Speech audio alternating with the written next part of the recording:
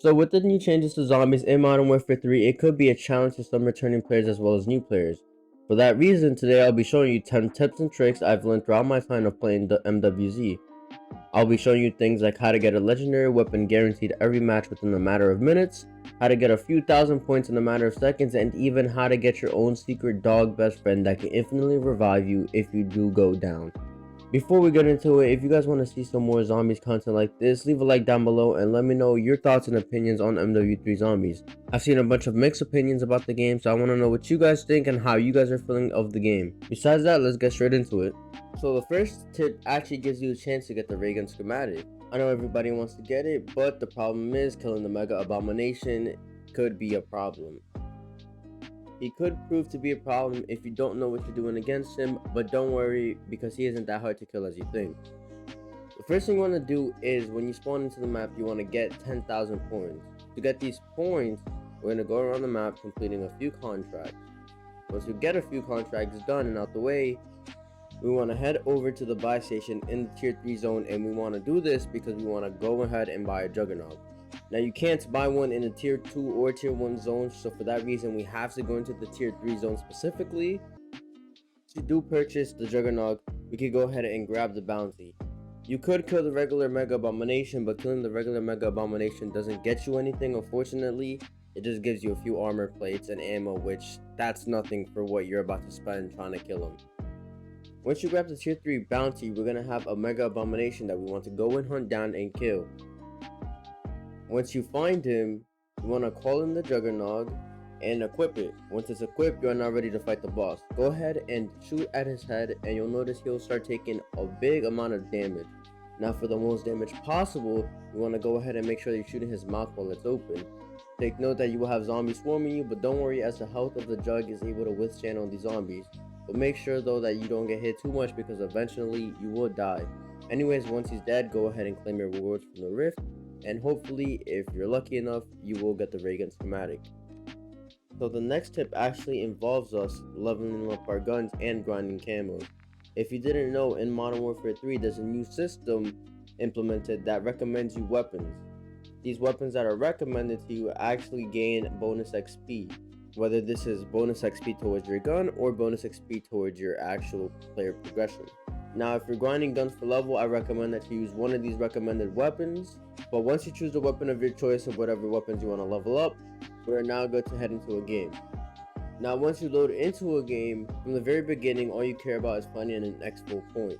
Usually these take around a minute or two to spawn in from the very start of the game, but it should not take too long. Once you're at the location, you want to stay in there the whole game and continue calling the exfil chopper over and over again. Every time you call in the exfil chopper, zombies will continue to infinitely spawn in. Not only are you getting XP every time you kill these zombies, but you can also get a bunch of camos done. This makes grinding those mastery camos 10 times easier. If you want to know how zombies XP works, each zombie that you kill is worth 10 XP. Now if you have a double XP token, or if you're just killing it regularly, with all the zombies that do spawn in, you can easily make thousands of XP in one match. I've easily made over 60k XP in one match. Note that kills using your field upgrades such as your energy mine do count towards your weapon XP, so if you ever get into a pickle or a sticky situation while training the zombies, do not be afraid to pop that field upgrade. So clearing the ether nest could be a tough challenge, especially once you get into those high tiers. You'll notice that they'll become significantly harder. The main way you deal with these nests is by shooting the cysts that are spread around the nest. The problem with these nests is that sometimes the buildings are way too big and you can lose track of which cysts you shot and which rooms you have not explored. Here's where Death Perception comes into play. Death Perception is a perk which highlights boxes, loots, and enemies, basically allowing you to see them through walls. The best part about this perk is how it allows you to see the cysts that are on the wall. Using this perk, you can track all the cysts around the nest and clear them out quickly and effectively. Be sure to use this so you can get those nests cleared. I've had times where I've been looking for these cysts for over 10 minutes in the same nest, and you don't know how annoying it is when over and over and over again you're looking and looking and looking with all these zombies spawning and you can't find that freaking cyst. Make sure you use this tip if you're trying to get those nests done quickly and efficiently. Around the map, there's a variety of different vehicles that you could choose from, all ranging from an ATV to a semi-truck to an armored vehicle. But I bet you didn't know about this one. Around the map in the tier 2 and tier 3 zones, you can find an ether bike called the Blood Burner. This bike is a beast that doesn't run on gas and is extremely quick, so you could drive all over the map with.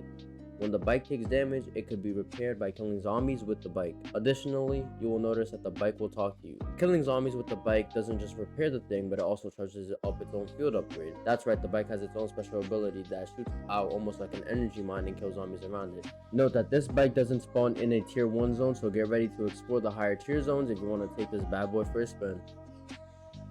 So tip number 5 will actually have you running around with your own secret best friend, a little fiery companion. Not only will this secret dog infinitely revive you, but it'll also go ahead and fight the zombies for you. This is great for those players who prefer to play as a solo.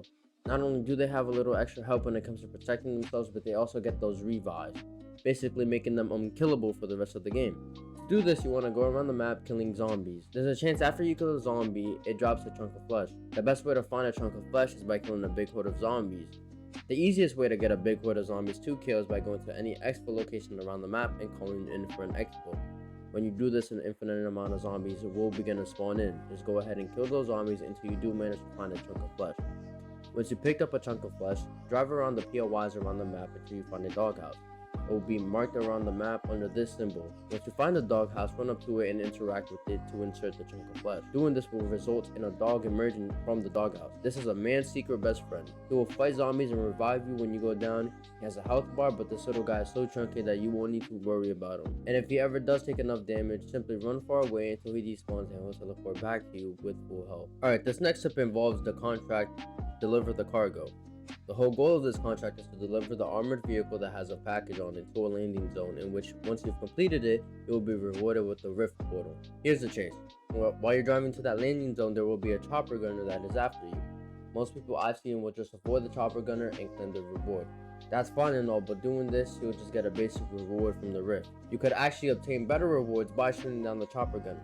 This might be a little harder to do on the solo side, but if you do have a team of 3 or 2, you can have one player shooting out the mountain turret on the vehicle and another player shooting straight out of the vehicle. You'll notice that once you do shoot out the chopper gunner and it does explode, you'll notice that your rewards become significantly better, making it worth the trouble to shoot down the attack helicopter.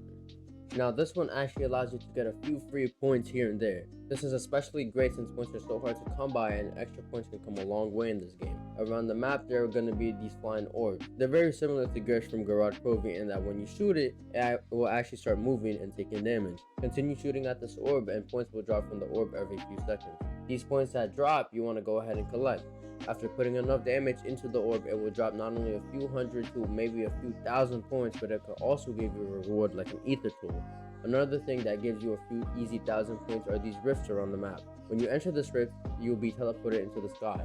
Most people use these rifts to traverse the map easier, but if you notice, when you go into the rift and look around in the air, there will be multiple point canisters. They will all be in this linear path so you could quickly grab one and go to the other. Grabbing these canisters will give you free points, so I recommend you take the time out your day in your next match to go ahead and grab these extra points. Now, in Modern Warfare Zombies, weapon rarity is everything.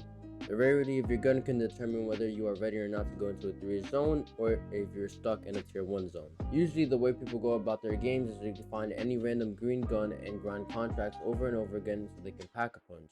The problem with doing this is that by the time you grind up those contracts and pack a punch your gun, it will most likely be time to expo. This is how within minutes of your game starting you can get a legendary tier gun which is instantly stronger than a green or blue gun when you get.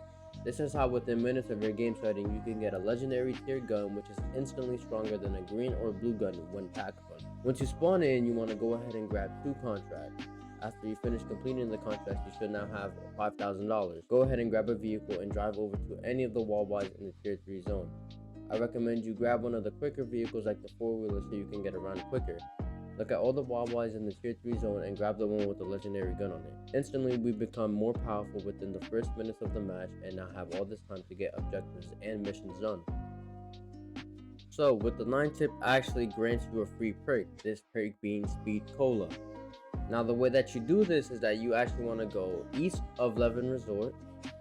Once you go east of Levin Resort, you come across this statue right here. You want to drive over the statue and land on the road underneath.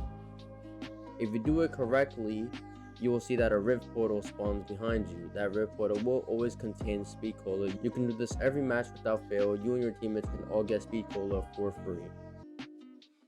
Now, this last tip of the video actually involves a vehicle. It involves the Hunchback. Now, I know you're asking, what does that vehicle have to do with anything?